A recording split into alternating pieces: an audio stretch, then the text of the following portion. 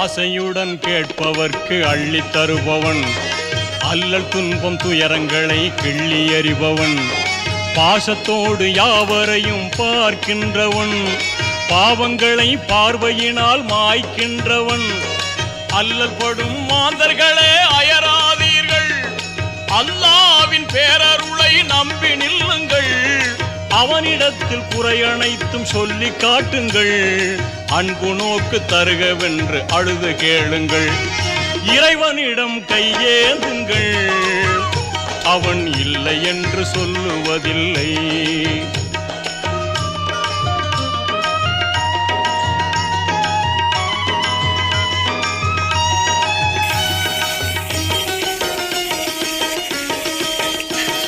தேடும் நேயர் நெஞ்சங்களில் குடியிருப்பவன், தேடாத மனிதருக்கும் உணவளிப்பவன்.